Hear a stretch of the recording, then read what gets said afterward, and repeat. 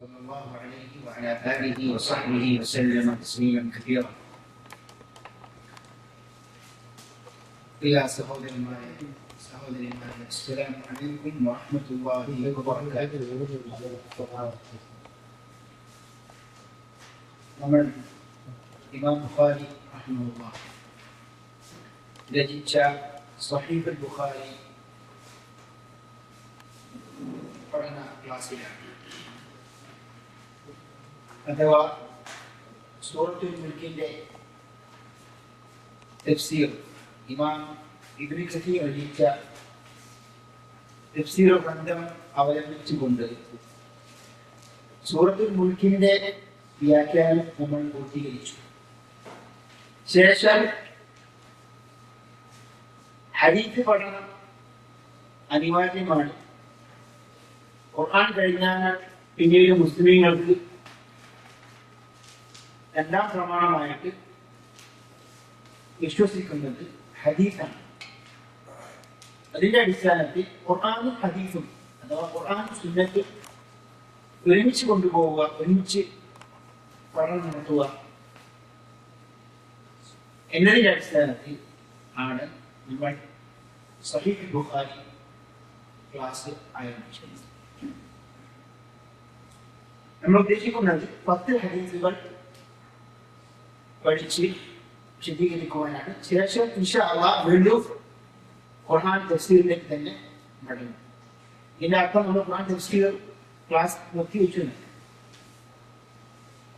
അങ്ങനെയാണെങ്കിൽ നമുക്ക് രണ്ട് കാര്യങ്ങളും രണ്ട് പ്രമാണങ്ങളും പഠിച്ച് മുന്നോട്ട് കൊണ്ടുപോകാൻ സാധിക്കും. കഴിഞ്ഞ ക്ലാസ്സിൽ നമ്മൾ സ്വഹീഹ് ബുഖാരി സംബന്ധിച്ചുള്ള ഒരു ചെറിയ വിവരണം ആമുഖ നിലയ്ക്ക് നൽകി. അതിന്റെ പൂർത്തീകരണമാണ് ഈ ക്ലാസ് ഇൻഷാ അല്ലാഹ്. അടുത്ത ആഴ്ചയിൽ നമ്മൾ ആദ്യത്തെ ഹദീസ് പഠിക്കാൻ ആരംഭിക്കും. അതിന്റെ നോട്ട്സും കാര്യങ്ങളൊക്കെ നിങ്ങൾക്ക് ഇൻഷാ അല്ലാഹ് നൽകപ്പെടുന്നതാണ്. ഇമാം ബുഖാരി റഹിമഹുല്ലാഹ് അദ്ദേഹത്തിന്റെ സ്വഹീഹുൽ ബുഖാരി എന്ന് പറയുമ്പോൾ ഖുർആൻ കഴിഞ്ഞാൽ പിന്നീട് ഇസ്ലാമിക പ്രമാണങ്ങളിൽ ഏറ്റവും വിശ്വസനീയമായ ഗ്രന്ഥം ഏതാണെന്ന് ചോദിക്കപ്പെട്ടാൽ അതിൽ ഒരു ഉത്തരം മാത്രമേ ഉള്ളൂ. അതാണ് ഇമാം ബുഖാരി റഹിമഹുല്ലാഹ് രചിച്ച സ്വഹീഹ്. ശേഷം ഇമാം മുസ്ലിം രചിച്ച സ്വഹീഹ്.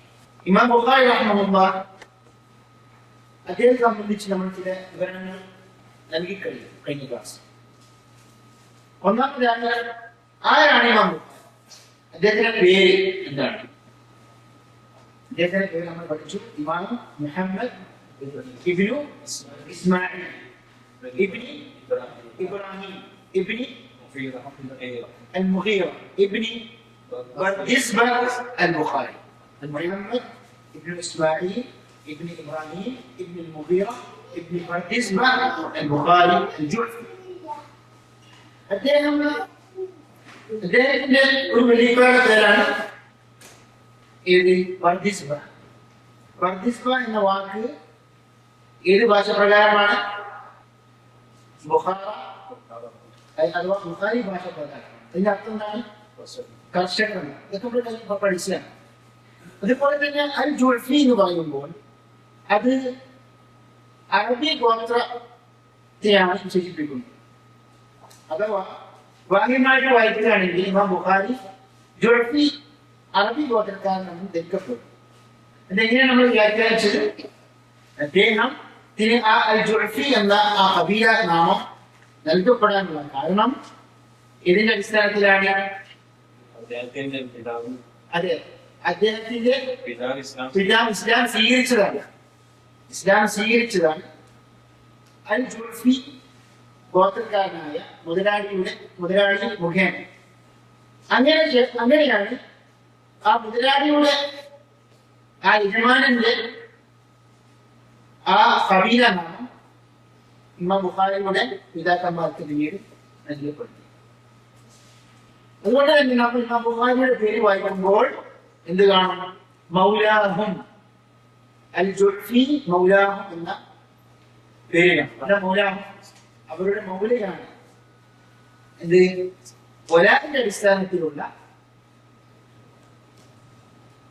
ഗോത്രനാമമാണ്.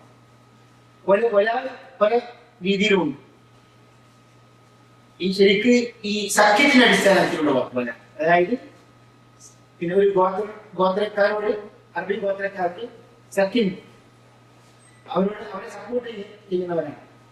അങ്ങനെയും അവർക്ക് ഈ ആരാണ് സപ്പോർട്ട് ചെയ്യുന്നത് അറബികൾ ഇവർക്ക് അതിന്റെ ആ ഗോത്രനാമം നൽകപ്പെടും. അതുപോലെ തന്നെ ഇസ്ലാം സ്വീകരിച്ചത് ആരും മുഖേന, അല്ലെങ്കിൽ വല്ല അടി യജമാനെങ്കിലും അടിയക്കാരും, അങ്ങനെ ആ യജമാനൻ ഈ അടിമയെ മോചിപ്പിക്കും. അങ്ങനെയും ഗോത്രനാമം നൽകും. ഇതിനൊക്കെ മൗലാമ എന്ന് സാധാരണ പറയും. ഇമാം ബുഖാരി റഹിമഹുല്ലാഹ് അദ്ദേഹം ജനിച്ചത് ഹിജ്റ 194 ഇമാം ബുഖാരി ജനിച്ചത്. അദ്ദേഹം മരണപ്പെട്ടതോ ഹിജ്റ 256. അദ്ദേഹം കബറടക്കപ്പെട്ടത് സമർഖന്ദിലാണ്. സമർഖന്ദിൽ എവിടെയാണ്? ഉസ്ബെക്കിസ്ഥാൻ ഒരു പട്ടണമാണ് സമർഖന്ത്. ഇത് പെട്ടെന്ന് നമ്മൾ കഴിഞ്ഞ ക്ലാസ്സിൽ പഠിച്ച കാര്യങ്ങളൊക്കെ പെട്ടെന്ന് ഓർമ്മപ്പെടുത്തുക, എന്നിട്ട് വേണം പുതിയ വിഷയങ്ങൾ എടുക്കുക. ഇമാം ബുഖാരി റഹിമഹുല്ലാഹ് അദ്ദേഹത്തിന്റെ ജീവിത ചരിത്രം പറയുമ്പോൾ നമ്മൾ പലപ്പോഴും പറയാറുണ്ട്, ചില പണ്ഡിതന്മാരുടെ ചരിത്രങ്ങൾ പറഞ്ഞ സമയത്ത് ഉലൂമ് സംഭവിക്കാറുണ്ട്. അതിൽ കവിഞ്ഞ് പണ്ഡിതനെ ബഹുമാനിച്ച് പിന്നീട് അത് വിദ്യാർത്ഥിയിലേക്കും ഒരു പക്ഷെ ശുദ്ധിയിലേക്കും ഒക്കെ ആയിപ്പോകും. ഇതുപോലെ ഒരു ഉദാഹരണം കഴിഞ്ഞ ക്ലാസ് നൽകി ഇമാം അബൂ ഹനീഫ റഹിമഹുല്ലാഹ്. അദ്ദേഹത്തിന്റെ മദ്ഹബിൽ പെട്ട ചില പണ്ഡിതന്മാർ ഇമാം അബൂ ഹനീഫ റഹിമഹുല്ലാഹ് സംബന്ധിച്ച് സംസാരിച്ചപ്പോൾ ചില ഭാഗത്ത് ഒഴിവ് സംഭവിച്ചിട്ടുണ്ട്. അതിനൊരു ഭാഗമാണ് അബൂ ഹനീഫ റളിയല്ലാഹു അൻഹുവിന്റെ മദ്ഹബ് പുകഴ്ത്തി പറഞ്ഞപ്പോൾ ആ മദ്ഹബ് അവസാന കാലഘട്ടം വരെ നിലനിൽക്കുകയും ശേഷം ഈസാ നബി അലൈഹിസ്സലാം ഇറങ്ങിയാൽ ഹനഫി മദ്ഹബ് പ്രകാരമാണ് വിധിക്കുക. അതുവരെ ഹനഫി ചില മദ്ഹബിൽ ചില ഗ്രന്ഥങ്ങളിൽ എഴുതപ്പെട്ടിട്ടുണ്ട്. ഇതുപോലുള്ള ഒരു നമുക്കിടയിൽ ഉണ്ടാകാൻ പാടില്ല. അതുപോലെ തന്നെ നമ്മൾ ഇമാം ബുഖാരി റഹിമഹുല്ലാഹ് അദ്ദേഹത്തിന്റെ ഗുരുക്കന്മാര്, ശിഷ്യന്മാര്, ധാരാളം ഗുരുക്കന്മാര് അടുക്കൽ നിന്ന് അദ്ദേഹം അഭ്യസിച്ചിട്ടുണ്ട്, പഠിച്ചിട്ടുണ്ട്, ഹദീസ് പഠിച്ചിട്ടുണ്ട്. പല നാടുകളിലും ഇമാം ബുഖാരി റഹിമഹുല്ലാഹ് യാത്ര ചെയ്തിട്ടുണ്ട്. ഉദാഹരണം ബൽഖ്, റയ്യ്, അങ്ങനെ പല നാടുകളിലും ഇമാം ബുഖാരി സഞ്ചരിച്ചിട്ടുണ്ട്. ഇതൊക്കെ അഫ്ഗാനിസ്ഥാൻ, ഇറാൻ, റഷ്യ ആ ഭാഗത്തുള്ള രാജ്യങ്ങളിലേക്ക് ഇമാം ബുഖാരി ധാരാളം യാത്രകൾ ചെയ്തിട്ടുണ്ട്. എന്തിനു വേണ്ടിയിട്ട്? ഹദീസ് പഠിക്കുവാൻ വേണ്ടി. ഹദീസ് പഠനത്തിന് വേണ്ടി യാത്ര ചെയ്യുക എന്ന സംസ്കാരം അത് ഇസ്ലാമിക ചരിത്രത്തിലെ മുൻകാല പണ്ഡിതന്മാരുടെ സംസ്കാരമാണ്. ഏത് വിളിച്ചാൽ യാത്ര ചെയ്യാത്തവന്റെ ഇൽമ് അങ്ങനെ വിശ്വസിക്കാൻ പറ്റുകയില്ല. അതുവരെ പണ്ഡിതന്മാർ പറഞ്ഞു. അതുകൊണ്ട് തന്നെ ഈ വിഷയത്തിന്റെ പ്രാധാന്യം മനസ്സിലാക്കിക്കൊണ്ട് എന്ത് ചെയ്തു? ചില പണ്ഡിതന്മാര് ഈ വിഷയത്തിൽ ഗ്രന്ഥങ്ങൾ വരെ രചിച്ചു. ഈ വിഷയത്തെ ആസ്പദമാക്കി ഏത് വിഷയത്തെ? ഹദീസ് പഠിക്കുവാൻ വേണ്ടി യാത്ര ചെയ്യുക. ലോക പ്രശസ്ത ഹദീസ് പണ്ഡിതനായ ഇമാം അൽ ഖതീബുൽ ബഗ്ദാദി റഹിമഹുല്ലാഹ്, ഏതിനു ശേഷം പിന്നീട് അതേപോലെയുള്ള ഒരു ഹദീസ് പണ്ഡിതൻ വന്നിട്ടില്ല സാധാരണ പറയാറുണ്ട്. അൽ ഖതീബുൽ ബഗ്ദാദി പറയുന്നു, അദ്ദേഹം ഒരു ഗ്രന്ഥം രചിക്കുന്നു. ഇതാണ് ഹദീസ് തേടിക്കൊണ്ട് റിഹ്ല ചെയ്യുക അഥവാ യാത്ര ചെയ്യുക എന്ന് കൽപ്പെട്ട് ഒരു പുസ്തകം തന്നെ രചിക്കുകയുണ്ടായി. അങ്ങനെ ധാരാളം നാടുകളിലേക്ക് യാത്ര ചെയ്തു. അതുപോലെ തന്നെ ബുഖാറ, അതുപോലെ തന്നെ തിർമി, അജ്മീർ, നൈസാബൂർ പോലുള്ള രാജ്യങ്ങൾ. ബൽഖ് എന്ന് പറയുമ്പോൾ എവിടെയാണ് ബൽഖ്? അഫ്ഗാനിസ്ഥാൻ പറഞ്ഞല്ലേ. റയ്യ എവിടെയാണ്? ഇറാനിൽ ഈ റയ്യക്കുള്ള നിസ്ബന്റാണ്. നിസ്ബ എന്ന് പറയുമ്പോൾ ഒരു നാട്ടിലേക്ക് നമ്മൾ ഒരു വ്യക്തിയെ ചേർത്ത് പറയുമ്പോൾ ഇതുപോലെ ഹിന്ദ് എന്നാണ് നമ്മുടെ രാജ്യത്തിന്റെ പേര്. ഇന്ത്യക്കാർ നാട്ടിൽ ഞാൻ പറയാം ഹിന്ദി, അതാണ് നിസ്ബ എന്ന് പറയുന്നത്. അതുപോലെ തന്നെ റയ്യ എന്ന പട്ടണത്തിലേക്ക് നിസ്ബ പറയുമ്പോൾ എന്തായിരിക്കും? റാസി. പലപ്പോഴും മനസ്സിലാക്കണം, റാസിനെ എപ്പോഴും കേൾക്കാനുള്ള വാക്കാണ്. അത് ഒരു സ്ഥലപ്പേരാണ്. സ്ഥലത്തേക്ക് ചേർക്കപ്പെടുമ്പോഴാണ് റാസി എന്ന് പറയുന്നത്. അതുപോലെ നമ്മൾ കേട്ടിട്ടുണ്ട് മർവസി, മർവസി. അത് മറു എന്ന സ്ഥലം, തുർക്കുമാനിസ്ഥാനിലെ ഒരു പട്ടണമാണ് മറു. അതുപോലെ തന്നെ ഖസ്വീൻ, ഇമാം ഇബ്നു മാജ അദ്ദേഹം ഖസ്വീനിക്കാരനാണ്. ഇവിടെ ഖസ്വീൻ ഇറാൻ.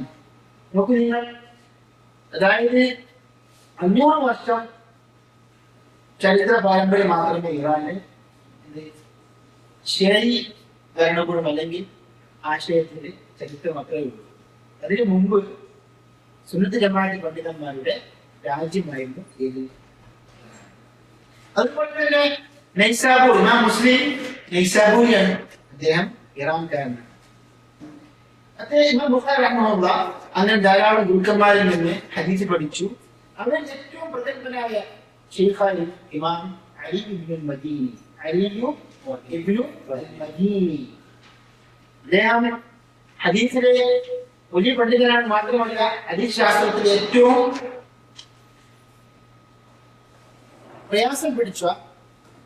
പ്രയാസമുള്ള അധ്യായമാണ് ഏത്? ഇൽമു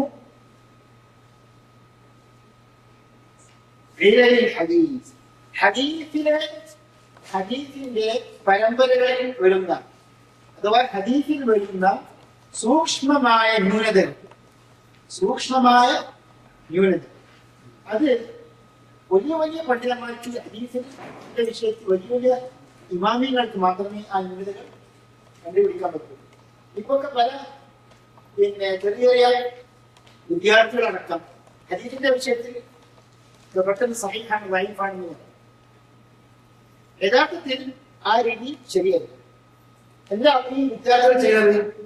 ഈ റിപ്പോർട്ടർമാർ ചരിത്ര പുസ്തകങ്ങൾ മാത്രം നോക്കിയിട്ട് ഇയാൾ സഹീഹാണ്, ഇയാൾ ലൈഫാണ്, ഇയാൾ സിഹത്താണ് എന്ന് ബാഹ്യമായിട്ട് വിധി കൽപ്പിക്കുകയും അങ്ങനെ പെട്ടെന്ന് ധൃതി കൂട്ടി പാഠം നടത്തുകയും ചെയ്തിട്ടാണ് അവർ അവസാനം കണ്ടെത്തുന്നത്. യഥാർത്ഥത്തിൽ ആ ഹദീസിൽ സൂക്ഷ്മമായ ന്യൂനതകൾ ഉണ്ടോ എന്താണ് മുൻകാല പണ്ഡിതന്മാർ പറഞ്ഞത്? അതൊക്കെ പരിശോധിച്ചിട്ട് ആയിരിക്കണം ഹദീസിന്റെ സഹത്തും വാഫൊക്കെ പഠിക്കുക. ഏതായാലും പറഞ്ഞിരുന്നത് ഏറ്റവും പ്രയാസം പിടിച്ച ഭാഗമാണ്. ആ ഭാഗിൽ ഏറ്റവും പാണ്ഡിത്യമുള്ള ഗുരുവായിരുന്നു ഇമാം ബുഖാരിയുടെ ഉസ്താദ് അലി ഇബ്നു മദീനി. അദ്ദേഹത്തിന്റെ ശിഷ്യനാണ് ഇമാം ബുഖാരി. പറഞ്ഞിരുന്നത് അദ്ദേഹത്തിന്റെ ഗുരുവിനെ സംബന്ധിച്ച് ഇമാം ബുഖാരി പറയാറുണ്ട്, ഞാൻ എന്നെ ചെറുതാക്കിയിട്ടില്ല, അടുക്കല്ലാതെ ഇബ്നുൽ മദീന അടുക്കല്ലാതെ ഞാൻ ചെറുതായിട്ടില്ല. അതായത് പാണ്ഡിത്യത്തിന്റെ അടിസ്ഥാനത്തിൽ ഇമാം ഇബ്നുൽ മദീനി വളരെ മുന്നിലായിരുന്നു. ഇമാം ബുഖാരി റഹ്മഹുല്ലാഹ് വളരെ ചെറുപ്പക്കാരൻ മുതലേ ഹദീസിൽ പഠിക്കാൻ തുടങ്ങിയതാണ്. ചെറുപ്രായത്തിൽ തന്നെ അദ്ദേഹം 70,000 ഹദീസുകൾ കാണാൻ തുടങ്ങിയിട്ടുണ്ട്. ചരിത്ര ഗ്രന്ഥങ്ങളിൽ രേഖപ്പെട്ടതാണ്. അദ്ദേഹം പല ഗ്രന്ഥങ്ങളും എഴുതിയിട്ടുണ്ട്. ഇതിൽ ഏറ്റവും പ്രശസ്തി നേടിയ ഗ്രന്ഥമാണ് ഏത്? സഹീഹ്. അതുപോലെ തന്നെ ഖൽഖു അഫ്ആലിൽ ഇബാദ്, ഈ അല്ലാഹുവിന്റെ സിഫാത്തുകളൊക്കെ നിഷേധിക്കുന്ന ജഹ്മിയ ഗ്രൂപ്പുകാർക്ക് മറുപടിയായിട്ട് എഴുതിയ പുസ്തകമാണ് ഖൽഖു അഫ്ആലിൽ ഇബാദ്. അതുപോലെ തന്നെ അദ്ദേഹത്തിന് അത്താരീഖ്, റിപ്പോർട്ടർമാരുടെ ജീവചരിത്രം സംബന്ധിച്ച് ഒരു പുസ്തകമുണ്ട്, അത്താരീഖ്, കിതാബു അത്താരീഖ്. അങ്ങനെയുള്ള ഗ്രന്ഥങ്ങൾ ഇമാം ബുഖാരി എഴുതിയിട്ടുണ്ട്. ഇമാം ബുഖാരി സംബന്ധിച്ച് പറയുകയാണെങ്കിൽ യഥാർത്ഥത്തിൽ ധാരാളം പറയാനുണ്ട്. നമ്മൾ ഇതൊക്കെ പറയുന്നത് എന്തിനാണ്? സഹീഹുൽ ബുഖാരി പഠിക്കുന്നതിന് മുമ്പ് എന്താണ് സഹീഹുൽ ബുഖാരി, ആരാണ് ഇമാം ബുഖാരി, സഹീഹുൽ ബുഖാരിയുടെ സ്ഥാനം എന്ത്, ഇതൊക്കെ നമ്മൾ അറിഞ്ഞിരിക്കേണ്ടതുണ്ട്. അല്ലാതെ വെറുതെ സഹീഹുൽ ബുഖാരി മാത്രം വായിച്ചിട്ട് മാത്രം പോലെ നമ്മൾ പഠിക്കുന്ന വിഷയത്തിന്റെ പ്രാധാന്യം മനസ്സിലാക്കിയാൽ മാത്രമേ നമുക്ക് അതിന്റെ ഗൗരവം അറിയാൻ സാധിക്കുകയുള്ളൂ. ഇമാം ബുഖാരി റഹ്മഹുല്ലാഹ് മരണപ്പെട്ടത് ഹിജ്റ 256-ലാണ്. അദ്ദേഹത്തിന് പല ശിഷ്യന്മാരുണ്ടായിട്ടുണ്ട്. ഇമാം മുസ്ലിം അദ്ദേഹത്തിന്റെ ശിഷ്യനാണ്. അതുപോലെ തന്നെ ഇമാം തിർമിദിയും അദ്ദേഹത്തിന്റെ ശിഷ്യനാണ്. ഇമാം തിർമിദിയുടെ ഗ്രന്ഥമായ അൽ ജാമിഅ എടുത്തു നോക്കുകയാണെങ്കിൽ പല ഭാഗത്തും ഇമാം ബുഖാരിയെ സംബന്ധിച്ച് പറയുകയും ഇമാം ബുഖാരിയോട് ചോദിച്ച കാര്യങ്ങൾ അദ്ദേഹം ഉദ്ധരിക്കുകയും ചെയ്തിട്ടുണ്ട്. മനസ്സിലായി? അതുപോലെ തന്നെ ഇമാം നസായിയും ഇമാം ബുഖാരിയുടെ ശിഷ്യനാണെന്ന് പറയപ്പെടുന്നു. ഇതാണ് ഇമാം ബുഖാരിയെ സംബന്ധിച്ചുള്ള ചെറിയ വിവരം. ഇനി എന്താണ് സഹീഹുൽ ബുഖാരിയെ പഠിക്കുന്നത്? ആദ്യം പഠിച്ചെന്താണ്? ഇമാം ബുഖാരിയെ സംബന്ധിച്ചാണ്. അദ്ദേഹത്തിന്റെ ജന്മം, മരണം, അദ്ദേഹത്തിന്റെ ഗുരുക്കന്മാരും ശിഷ്യന്മാരും, അദ്ദേഹം യാത്ര ചെയ്ത നാടുകൾ, അദ്ദേഹം കാണാതെ പഠിച്ച ഹദീസുകൾ, ഇതിനെ കുറിച്ച് ചെറിയ അഭിപ്രായമുണ്ട്. എന്ന് നമ്മൾ പഠിക്കേണ്ടത് ഇമാം ബുഖാരി റഹ്മഹുല്ലാഹ് അദ്ദേഹം രചിച്ച ഏറ്റവും പ്രബലമായ അഥവാ നമ്മൾ പഠിക്കാൻ പോകുന്ന ഗ്രന്ഥത്തിന്റെ ഒരു വിവരണമാണ്. ആദ്യമായിട്ട് ഒരു തെറ്റിദ്ധാരണയുണ്ട്. പലപ്പോഴും നമ്മൾ കേൾക്കേണ്ട പേരാണ് സഹീഹുൽ ബുഖാരി. യഥാർത്ഥത്തിൽ അതല്ല അതിന്റെ പേര്. അത് നമ്മൾ ചുരുക്കി വിളിക്കുന്നതാണ്. സഹീഹുൽ ബുഖാരിയുടെ പേര് കഴിഞ്ഞ ക്ലാസ്സിൽ എഴുതിയതാണ്. എന്താണ്? അൽ ജാമിഉ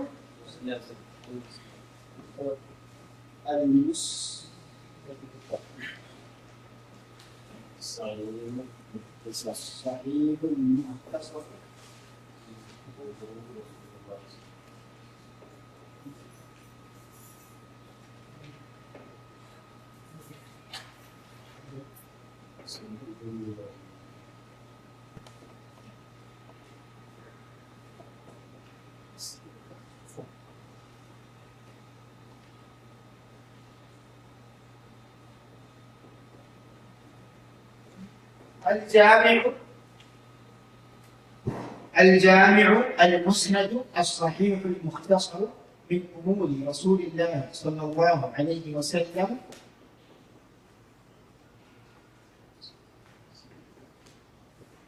وسننه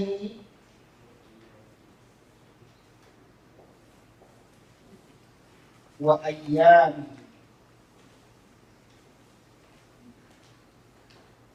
وسننه എന്താണ്? അൽ ജാമിഉൽ മുഖ്തസർ, അൽ ജാമിഉൽ മുസ്നദ്. അൽ ജാമിഉ വിശാലമായ ഗ്രന്ഥമാണ്, എല്ലാം ഉൾക്കൊള്ളുന്ന ഗ്രന്ഥമാണ്, ഒരു സമാഹാരം.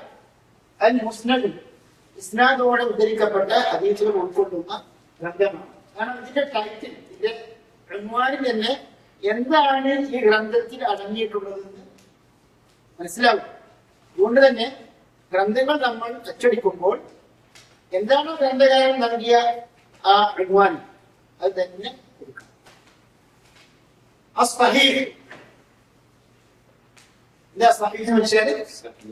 സഹീഹായ ഹദീസ് ഇതിന്റെ ഉൻവാനിൽ മനസ്സിലാവും. അൽ മുഖ്തസർ ചുരുക്കി എഴുതിയത്. എത്ര ഹദീസുകളിൽ നിന്നാണ് ഇമാം ബുഖാരി ജനനമെടുത്തത്?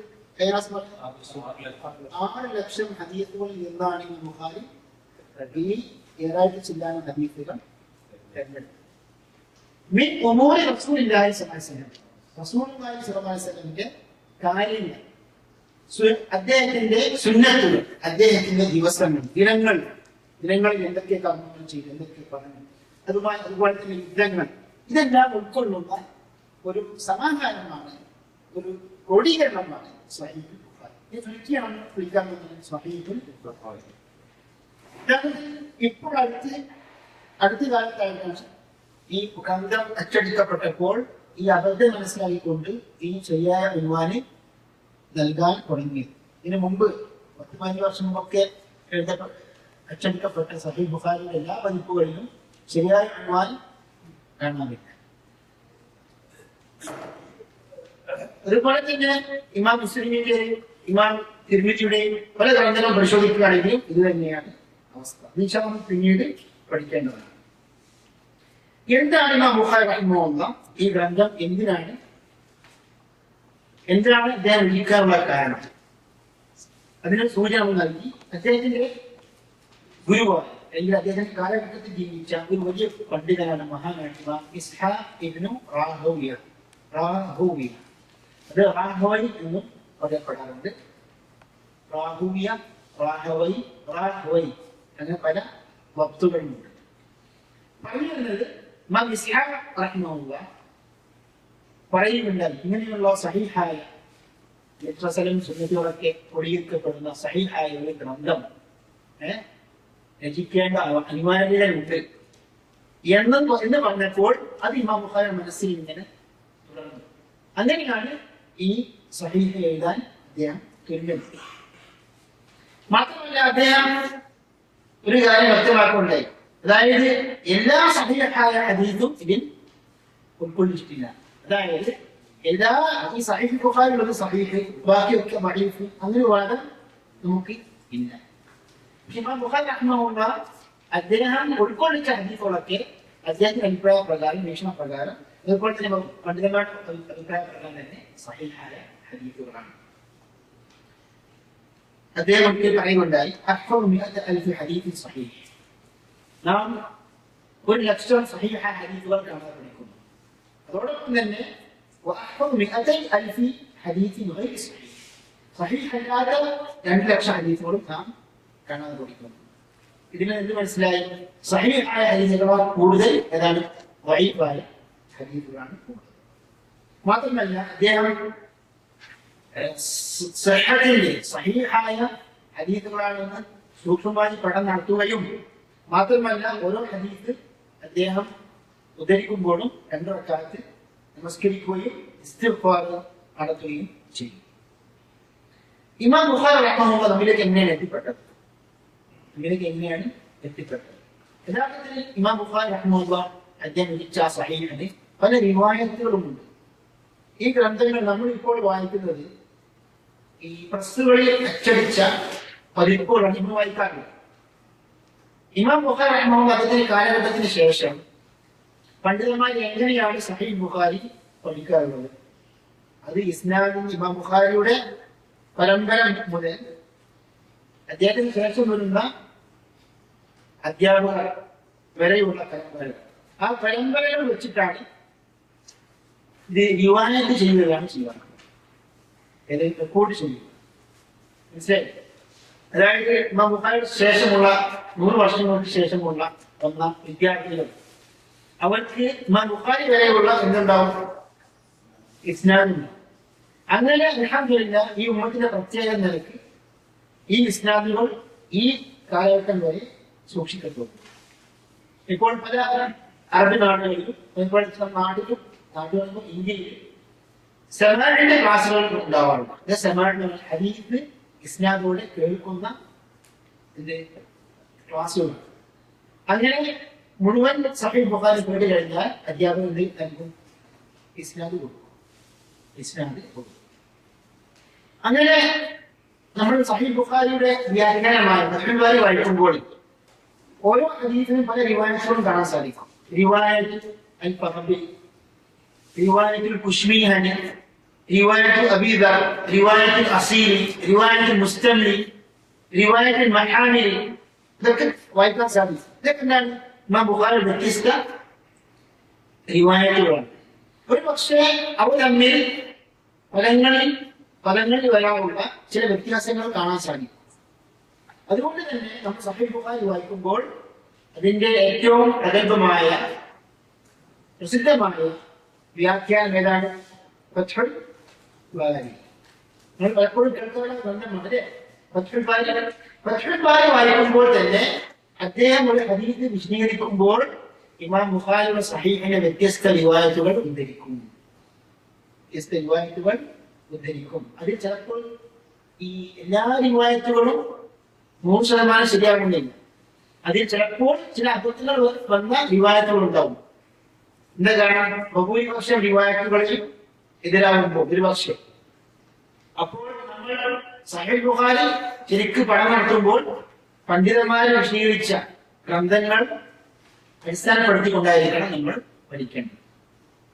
ഇതുപോലെ ഖുർആൻ നമ്മൾ മനസ്സിലാക്കുമ്പോൾ കേവലം പരിഭാഷ നോക്കിയ പോലെ തഫ്സീർ നോക്കണ്ടേ? അതേപോലെ തന്നെ പിന്നീട് അച്ചടിച്ചത്, അതായത് സഹീഹ് ബുഖാരി ധാരാളം അച്ചടിച്ച പതിപ്പുകളുണ്ട്. അതിൽ ഏറ്റവും കൂടുതൽ പണ്ഡിതന്മാരെ അവലംബിക്കുകയും അഥവാ തെറ്റുകൾ ഇല്ലാത്ത നല്ല ഒരു പതിപ്പ് എന്ന് പറയപ്പെടുന്നത് സുൽത്താനിയ പതിപ്പാണ്. ഇതാണ് സുൽത്താനിയ പതിപ്പ്. എന്താ ഈ സുൽത്താനിയ പതിപ്പ്? ഉസ്മാനിയ ഭരണകൂടത്തിന്റെ അവസാനത്തെ ഖലീഫയായ സുൽത്താൻ അബ്ദുൽ ഹമീദിന്റെ ഉത്തരവ് പ്രകാരം കാലഘട്ടത്തിൽ അച്ചടിക്കപ്പെട്ട പതിപ്പിനാണ് അത്തബഅത്തു സുൽത്താനിയ എന്ന് പറയുന്നത്. ഇതാണ് അത്തബഅത്തു സുൽത്താനിയ. അത് രണ്ടാം സുൽത്താനായ രണ്ടാം അബ്ദുൽ ഹമീദ് എന്ന പേരിൽ അറിയപ്പെടുന്ന ഉസ്മാനി ഭരണകൂടത്തിന്റെ ഖലീഫയുടെ കാലഘട്ടത്തിലാണ് അത് അച്ചടിക്കപ്പെട്ടത്. അതുകൊണ്ട് തന്നെ അത്തബഅത്തു സുൽത്താനിയ എന്ന് പറയും. അതേപോലെ തന്നെ ഇമാം മുസ്ലിമിന്റെ സഹീഹും അതും ആ ഖലീഫയുടെ ആ സുൽത്താനിന്റെ കാലഘട്ടത്തിലാണ് അച്ചടിക്കപ്പെട്ടത്. അതാണ് ഏറ്റവും മുന്തിയ, ഏറ്റവും അവലംബനീയമായ പതിപ്പ്. മനസ്സിലായി? കാരണം പല പതിപ്പുകളും പല തബഅത്തുകളും ഉണ്ട്. അങ്ങനെ ഈ സുൽത്താനിയ പതിപ്പിനെ അടിസ്ഥാനപ്പെടുത്തി പിന്നീട് പിൽക്കാലത്ത് വന്ന പതിപ്പുകളുണ്ട്. അവർ സുൽത്താനിയ പതിപ്പിനെ ആസ്പദമാക്കിയാണെങ്കിൽ അതും കൂടുതൽ നമ്മൾ അവലംബിക്കേണ്ട, വിശ്വസിക്കേണ്ട പതിപ്പുകളാണ്. അതിന്റെ അർത്ഥം എന്താണ്? എല്ലാ സഹീഹ് ബുഖാരിയുടെ പതിപ്പും ഒരേപോലെയല്ല. കാരണം പലപ്പോഴും പല പതിപ്പുകൾ എന്ത് വരാറുണ്ട്? അച്ചടി വിഷയങ്ങൾ വരാറുണ്ട്. അതുകൊണ്ട് തന്നെ നമ്മൾ ഗ്രന്ഥം വാങ്ങുമ്പോൾ എന്ത് കാണണം? ഏറ്റവും നല്ല പതിപ്പ് ഏതാണെന്ന് അന്വേഷിച്ചിട്ടായിരിക്കണം ഒരു ഗ്രന്ഥം, പ്രത്യേകിച്ച് ഇസ്ലാമിക ഗ്രന്ഥങ്ങൾ വാങ്ങേണ്ടത്. ഇമാം ബുഖാരിയുടെ സഹീഹ് യഥാർത്ഥത്തിൽ അതിന് തർത്തീബില്ലായിരുന്നു. തർത്തീബ് എന്ന് വെച്ചാൽ 50. ഇപ്പൊ നമ്മൾ പറയാറുണ്ടോ ഇമാം ബുഖാരി ഉദ്ധരിച്ചു 2335 എന്നൊക്കെ പറയുന്നു. അതൊക്കെ ആരാണ് ആ തർത്തീബ് നൽകിയത്? യഥാർത്ഥത്തിൽ ഒരു വലിയ പണ്ഡിതനല്ലാത്ത അതായത് ഷെയ്ഖുമാരിൽ നിന്നും ദർസിൽ പങ്കെടുക്കാതെ ഒരു സാധാരണക്കാരനായ ഒരു വ്യക്തിയാണ്. അദ്ദേഹമാണ് ഈജിപ്തിൽ സഹീഹ് ബുഖാരിയും അതുപോലെ സഹീഹ് മുസ്ലിം പല ഗ്രന്ഥങ്ങൾക്കും എന്ത് നൽകിയത്? തർത്തീബ് നൽകിയത്, നമ്പർ നൽകിയത്. അത് ഇപ്പോൾ അച്ചടിക്കപ്പെട്ട ഗ്രന്ഥങ്ങളിലൊക്കെ അതിന്റെ പേര് നൽകപ്പെട്ടിട്ടുണ്ട്. മുഹമ്മദ് ഫുആദ് അബ്ദുൽ ബാഖി എന്ന ആ മനുഷ്യന്റെ ആ നല്ല പ്രവർത്തനം കാരണമാണ് ഇപ്പോൾ നമ്മൾ സഹീഹ് ബുഖാരി സഹീഹ് മുസ്ലിം ഒക്കെ ഉദ്ധരിക്കുമ്പോൾ ആ നമ്പർ ഉദ്ധരിക്കാറുണ്ട്.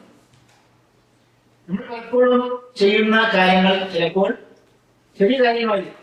അത് പിന്നീട് ജനങ്ങൾക്കൊക്കെ വ്യാപകമായി ഉപകാരപ്പെടുന്ന കാര്യങ്ങളായാൽ അത് അദ്ദേഹത്തിന് അത് ഇൽമു നാഫിഉ അല്ലെങ്കിൽ സദഖ ജാരിയ എന്ന ആ വിഷയത്തിലേക്ക് പെടാറുള്ള ചെറിയ കാര്യമായിരുന്നു കാണുന്നത്. അള്ളാഹുവിന്റെ അടുക്കൽ പിന്നീട് മുഖേന അത് വലുതായി എന്നാവും അവന്റെ റിക്കാർഡിൽ പറഞ്ഞിരുന്നത്.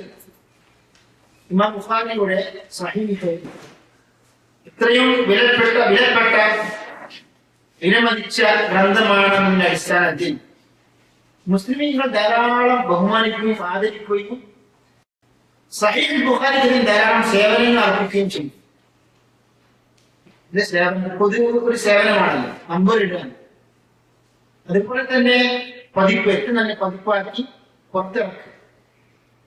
അതേപോലെ തന്നെ സഹീഹ് ബുഖാരിക്ക് നല്ല വ്യാഖ്യാനങ്ങൾ നൽകും. ധാരാളം വ്യാഖ്യാനങ്ങൾ, ഷർഹുകൾ ഏത് ഗ്രന്ഥത്തിനുണ്ട്? സഹീഹ് ബുഖാരിക്ക് ഉണ്ട്. അത് നമ്മൾ പലപ്പോഴും കേൾക്കാറുള്ള ഒരു ഗ്രന്ഥമാണ്. അത് തന്നെയാണ് ഏറ്റവും അഷ്ഹറായ അസഹായ ഷർഹ്. ഏതാണ്? ഫത്ഹുൽ ബാരി ബിശർഹിൽ ബുഖാരി. ഏറ്റവും പ്രഗത്ഭമായ ഷർഹിന്റെ പേരെന്താണ്? ഫത്ഹു അൽ ബാരി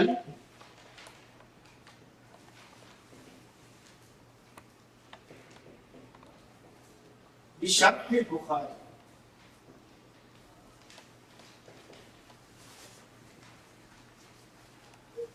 ഈ ഉൻവാൻ, ഈ ഷർഹിന് നൽകിയത് ആരാണ്?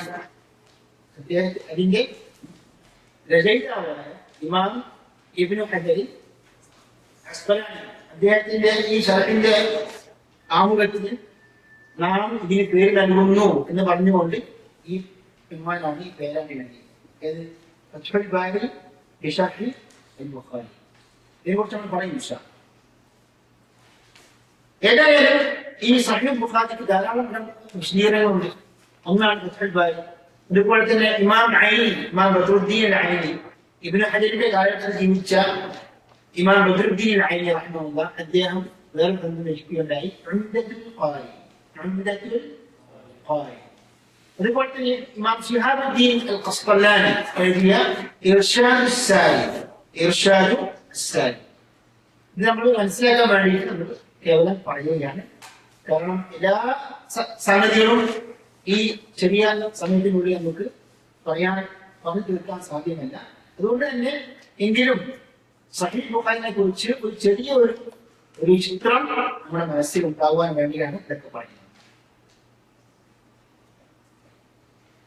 ഇമാം ബുഖാരിയുടെ സഹീഹ് ഇത്രയും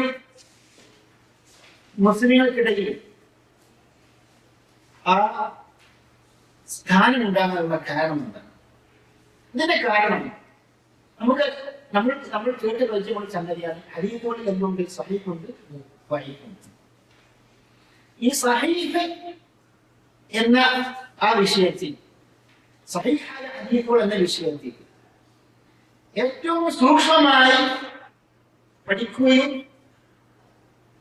ആ പഠനത്തിന്റെ അടിസ്ഥാനത്തിൽ ഹദീസുകൾ ക്രോഡീകരിക്കുകയും ചെയ്ത പണ്ഡിതൻ ആരാണ്? ഇമാം ബുഖാരി. അതുകൊണ്ട് തന്നെ പണ്ഡിതന്മാർക്കിടയിൽ ഒരു വിഷയമുണ്ട്. എന്താണ് ഷർത്തുൽ ബുഖാരി? എന്താണ് ഷർത്തുൽ ബുഖാരി? ഇമാം ബുഖാരി റഹ്മഹുല്ലാഹ് ഹദീസ് അദ്ദേഹത്തിന്റെ സ്വഹീഹിൽ ഉൾക്കൊള്ളിക്കുന്നുണ്ട്. എന്താണ് അദ്ദേഹത്തിന്റെ ഷർത്ത്, നിബന്ധന? എന്തുകൊണ്ടാണ് ഇമാം മുസ്ലിമിന്റെ സ്വഹീഹിനേക്കാൾ ഇമാം ബുഖാരിയുടെ സഹീഹിന് പ്രാധാന്യം നൽകപ്പെട്ടത്, സ്ഥാനം നൽകപ്പെട്ടത്? ഇമാം ബുഖാരിയുടെ സഹീഹിലുള്ള അഥവാ ഹദീസുകളിൽ തൊട്ടു മുമ്പ് ഉദ്ധരിക്കപ്പെടുന്ന പരമ്പരകൾ, എന്താ പരമ്പരകൾ എന്ന് പറഞ്ഞാൽ ഇസ്നാദുകളിൽ പറഞ്ഞാർത്ഥം റിപ്പോർട്ടർമാരുടെ ചെയിനാണ്, സിൽസിലയാണ്. ഏത്? ഇസ്നാദ്. ഓരോ റിപ്പോർട്ട്, ഓരോ റാവിയും അദ്ദേഹത്തിന്റെ ശൈഖിൽ നിന്ന് ഹദീസ് ധരിക്കുമ്പോൾ ഇമാം ബുഖാരിയുടെ ഷർത്ത് എന്താണ്? ഇവർ പരസ്പരം ഒരേ കാലഘട്ടത്തിൽ ജീവിക്കുകയും വിശ്വസ്തരാകുകയും പരസ്പരം ഹദീസ് കേട്ട് പഠിച്ചു എന്ന തെളിവും നിർബന്ധമായും വേണം. മനസ്സിലായി? ഇമാം മുസ്ലിമിന്റെ ഷർത്ത് എന്താണ്? ഒരേ കാലഘട്ടത്തിൽ ജീവിക്കുകയും സ്വയം വിശ്വസ്തരാകുകയും ചെയ്താൽ ഹദീസ് സ്വീകരിക്കാം. അതായത് ഇപ്പോൾ റഷീദ് സാറും ഞാൻ ഒരേ കാലഘട്ടത്തിൽ ജീവിച്ച ആളാണ്. നമ്മൾ പരസ്പരം ഹദീസുകൾ കേട്ട് പഠിച്ചിട്ടുണ്ട്, വിശ്വസ്തരാണെന്ന് വെക്കുക എങ്കിൽ ഹദീസ് ഇമാം ബുഖാരി, ഇമാം മുസ്ലിം സ്വീകരിക്കും, അദ്ദേഹത്തിന്റെ ഗ്രന്ഥത്തിൽ ഉൾക്കൊള്ളിക്കും. ഇമാം ബുഖാരിയുടെ ഷർത്ത് പോയാൽ ഇത്രയും സൂക്ഷ്മമായ ഷർത്താണ്.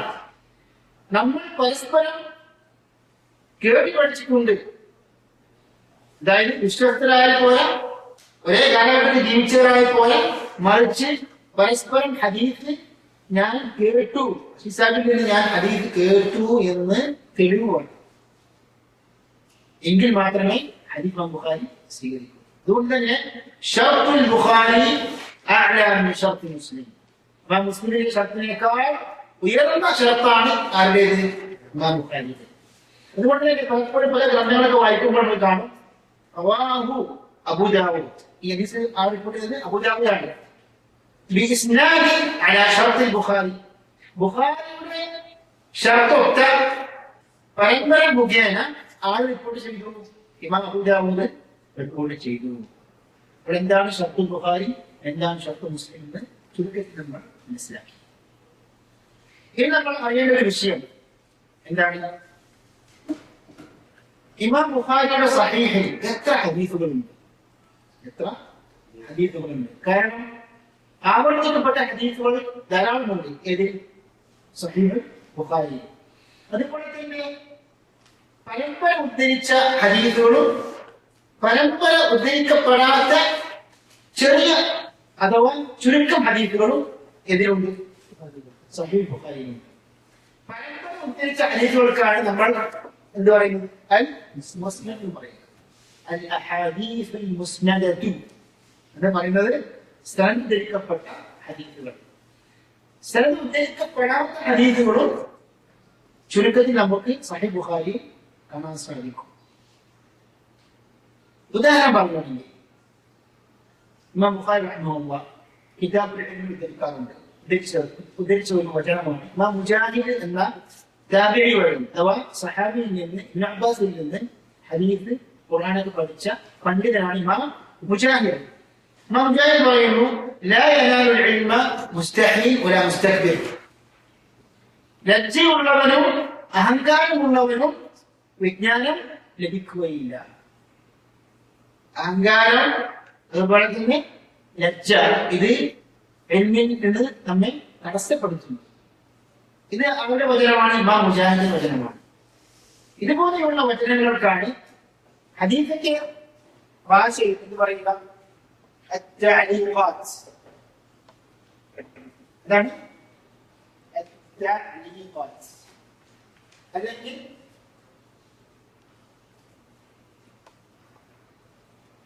അൽ-മുഅല്ലഖാത്ത്.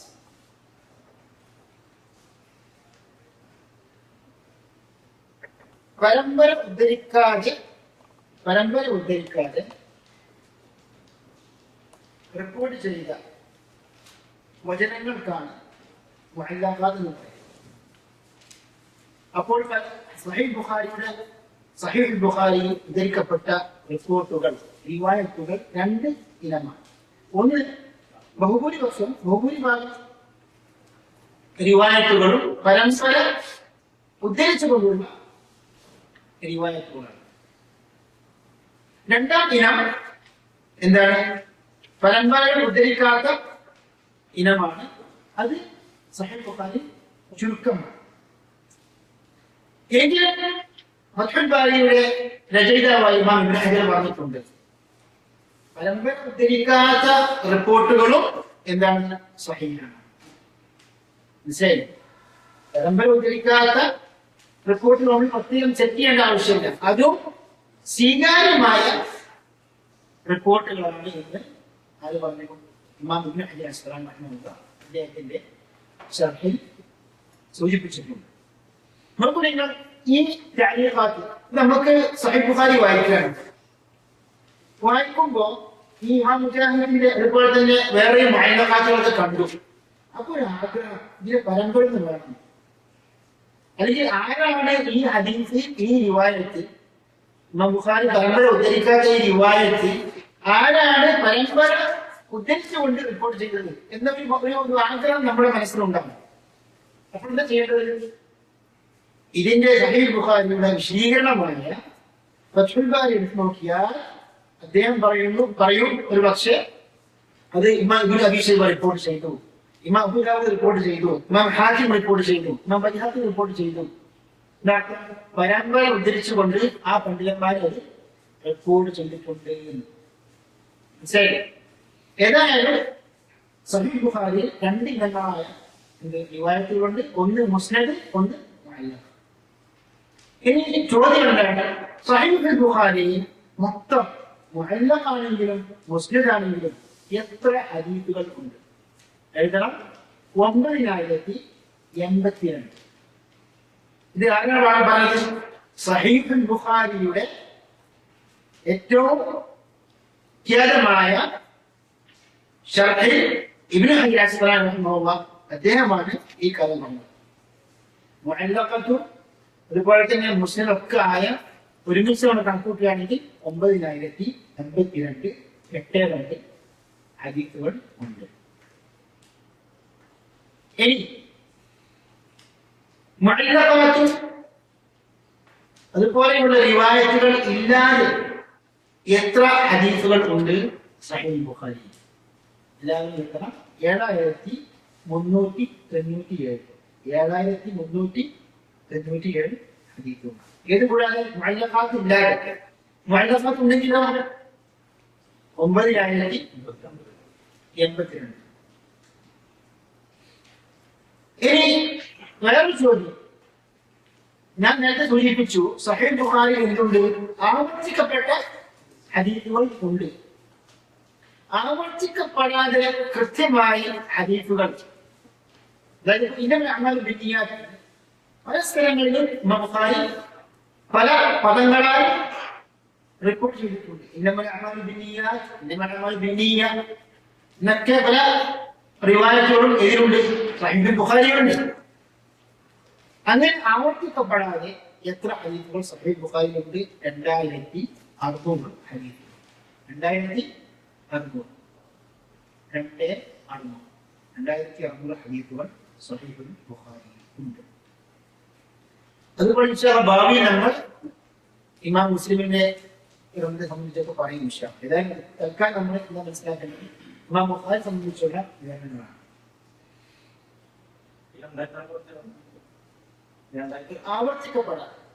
ആവർത്തിക്കപ്പെടാതെയുള്ള ഹദീസുകളാണ്. ഇനി നമ്മൾ ബാക്കിയുള്ള കുറച്ച് സമയം, ഒരു 5-10 മിനിറ്റ്, ഈ സഹീഹ് ബുഖാരിയുടെ ഏറ്റവും പ്രസിദ്ധമായ വ്യാഖ്യാനം ഏതാണ്? ഫത്ഹുൽ ബാരി, ഫത്ഹുൽ ബുഖാരി.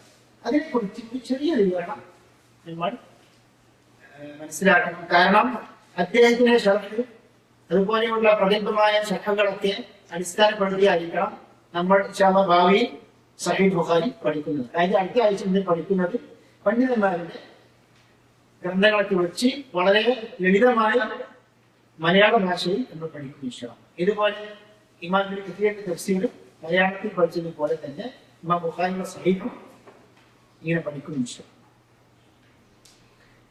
ഇമാം ഇബ്നു ഹജർ അസ്ഖലാനിയാണ് ഈ ഗ്രന്ഥം രചിച്ചത്.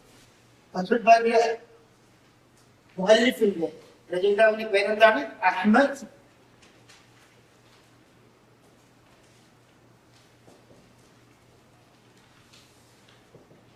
ഇബ്നു അലി ഇബ്നു ഹജർ അൽ അസ്ഖലാനി. ഈ അസ്ഖലാനി പറയുന്നത് ഫലസ്തീനിലെ ഒരു പ്രദേശമാണ്.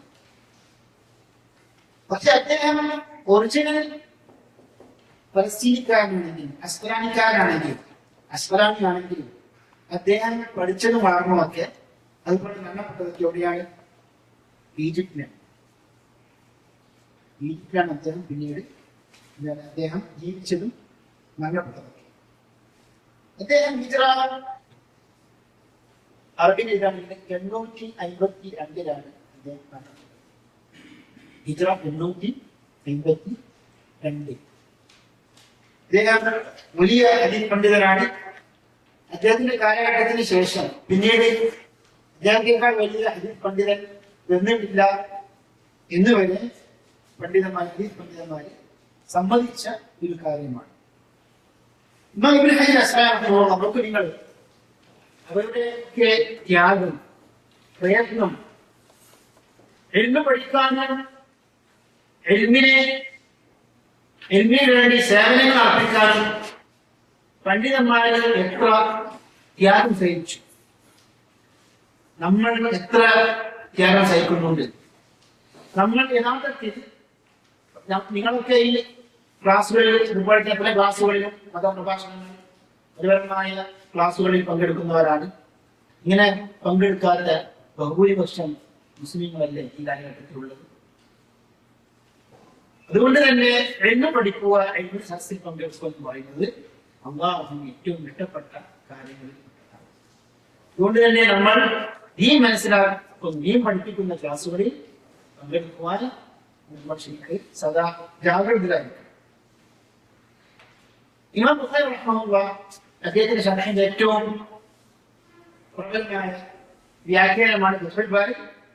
ഫത്ഹുൽ ബാരി യഥാർത്ഥത്തിൽ അദ്ദേഹത്തിന് അതിന് രചയിതാവായ ഇബ്നു ഹജർ അസ്ഖലാനി 25 വർഷം പിടിച്ചു അത് എഴുതിയെടുക്കാൻ.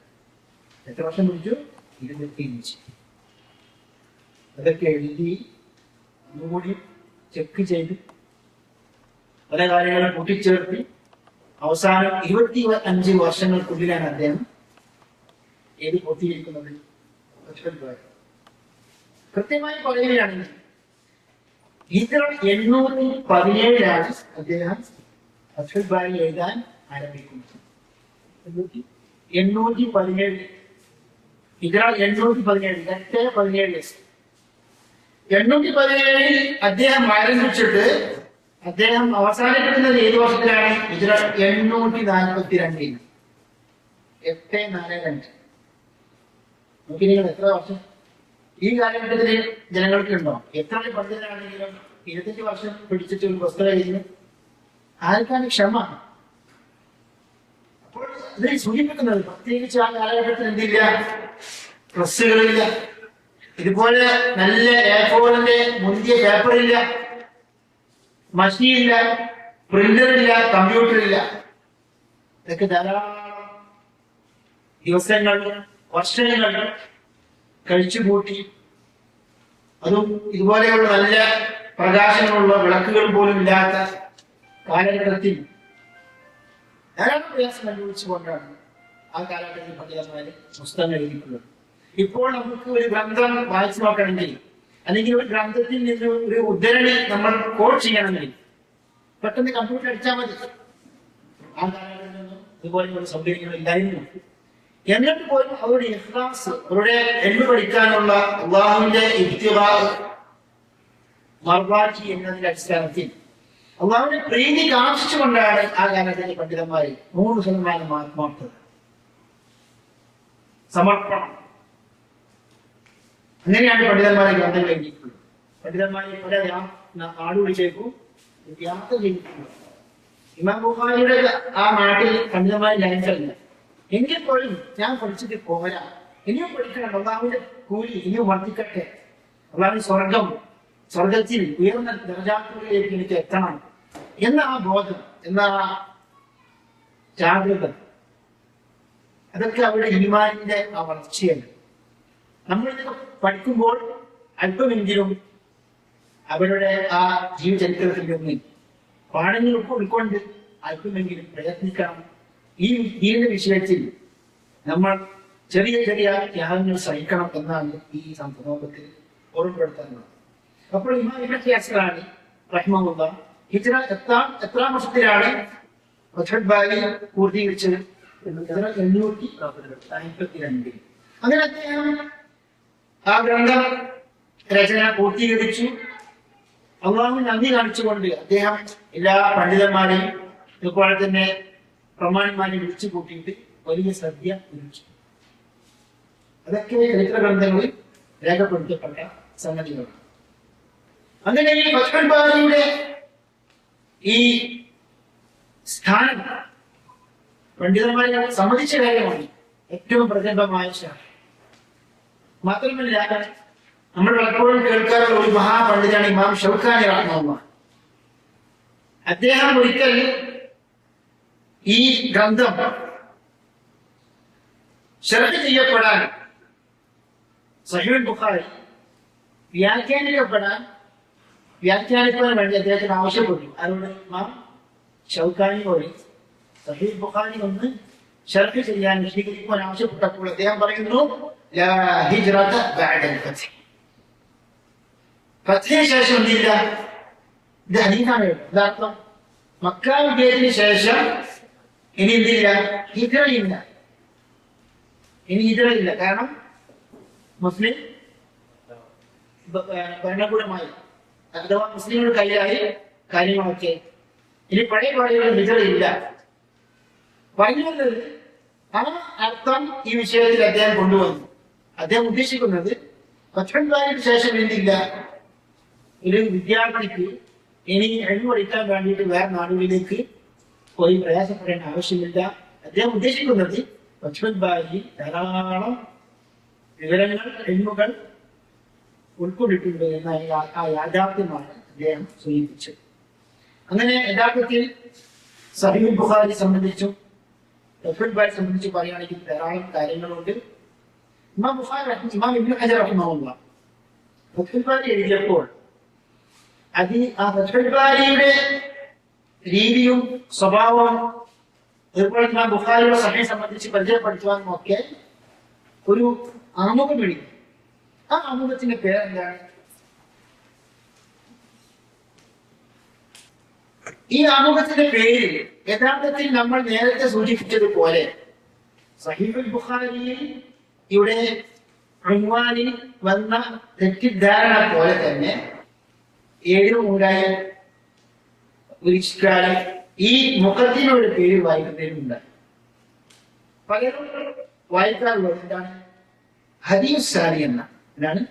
ഹദിയുസ്സാരി മുഖദ്ദിമത്ത് ഫത്ഹുൽ ബാരി. ഫത്ഹുൽ ബാരിയുടെ മുഖദ്ദിമയായ ആമുഖമായ ഹദിയുസ്സാരി. യഥാർത്ഥത്തിൽ ഇതിന്റെ യഥാർത്ഥ ഉച്ചാരണ രീതി ഹുദസ്സാരി എന്നാണ്. എന്താണ് ഹുദസ്സാരി? അസ്സാരി എന്ന് പറയുമ്പോൾ സഞ്ചാരം, യാത്രാസഞ്ചാരം. അയാൾക്ക് ഒരു മാർഗദർശനമാണ്. ഇതാണ് ഇതിന്റെ ഉൻവാനിന്റെ അർത്ഥം. ഫത്ഹുൽ ബാരി എന്ന് പറയുമ്പോൾ അൽ ബാരി അള്ളാഹുവിന്റെ അസ്മാഉൽ ഹുസ്നയിൽപ്പെട്ട ഒരു ഇസ്മാണ്, നാമമാണ്. അള്ളാഹുവിന്റെ വിജയം അൽ ബാരി എന്ന അള്ളാഹുവിന്റെ ഫത്ഹാണ്, വിജയമാണ്, സഹായമാണ്. ഏത്? അതാണ് ഇതിന്റെ തരിഫത്തിന്റെ അർത്ഥം.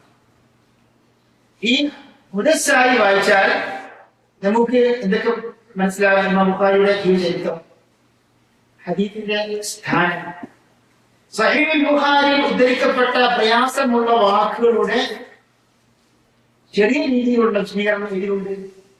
മുദസ്സാരി. അതുപോലെ തന്നെ അധ്യായങ്ങൾ, എത്ര അധ്യായങ്ങളുണ്ട്, എത്ര ഹദീസുകളുണ്ട്, ഇത് സംബന്ധിച്ചൊക്കെ ഒരു വിവരണം ഏത് ലഭിക്കും? മുദസ്സാരിയിൽ ഈ ആമുഖത്തിൽ ലഭിക്കും. അങ്ങനെ ഏകദേശം 15 വാല്യങ്ങളിൽ അച്ചടിക്കപ്പെട്ട ഗ്രന്ഥമായി തീർന്നു ഇത് ഫത്ഹുൽ ബാരി. യഥാർത്ഥത്തിൽ ഇതൊക്കെ എത്രമാത്രം പണ്ഡിതന്മാര് നമ്മുടെ ഇസ്ലാമിക പഠനം പഠിക്കുവാനും ഒക്കെ ശ്രദ്ധ പുലർത്തിയിട്ടുണ്ട് എന്ന ആ ഒരു ചെറിയ ചിത്രമാണ് നമ്മൾ ഈ ക്ലാസ്സിലൂടെ സമർപ്പിക്കുന്നത്. അല്ലാഹു സുബ്ഹാനഹു വ തആല ഇതുപോലെയുള്ള ആ പണ്ഡിതന്മാരുടെ ആ പ്രയത്നം, ആ ത്യാഗം അത് മനസ്സിലാക്കിക്കൊണ്ട് എൽമ് കൂടുതൽ പഠിക്കുവാനും ജീവിതത്തിൽ പകർത്തുവാനും മറ്റുള്ളവർക്ക് പകർന്നു കൊടുക്കുവാനുമുള്ള ആ മനസ്സ് അല്ലാഹു നമുക്ക് എല്ലാവർക്കും നൽകി തൗഫീഖ് ചെയ്യുവാനാണ്. ഭൗതിക വിദ്യാഭ്യാസം പഠിച്ച പണ്ഡിതനല്ലാത്ത ഒരു നല്ല മനുഷ്യനാണ് മുഹമ്മദ് ഫുആദ് അബ്ദുൽ ബാഖി. അദ്ദേഹമാണ് സഹീഹ് ബുഖാരിക്കും സഹീഹ് മുസ്ലിമിനും പല ഗ്രന്ഥങ്ങൾക്കും നമ്പർ നൽകിയത്. മുഹമ്മദ് ഫുആദ് അബ്ദുൽ ബാഖി.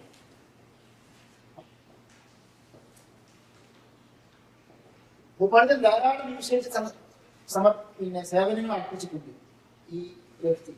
നമുക്കറിയാം, ഇപ്പോൾ ഏറ്റവും പ്രബലമായ ഖുർആനിന്റെ ഇൻഡെക്സ് വായിക്കണം. അതായത് ഈ വാക്ക് എത്ര പ്രാവശ്യം ഖുർആനിൽ വന്നു?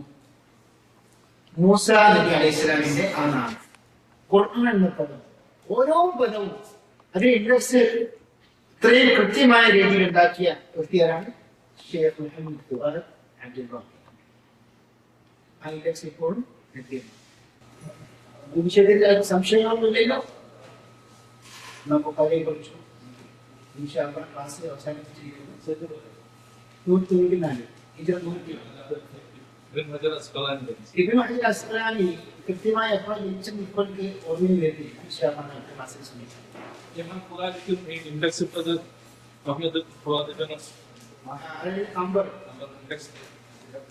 ഇൻഡെക്സ് വേറെ അത് പിന്നെ അച്ചടിച്ച് ഇൻഡെക്സ്. അതുപോലെ തന്നെ ഹദീസിന്റെ ഇൻഡെക്സിലും ഇദ്ദേഹം എഴുതിയിട്ടുണ്ട്. ഇമാം ബുഖാരിയുടെ മാത്രം പറയുന്നത്.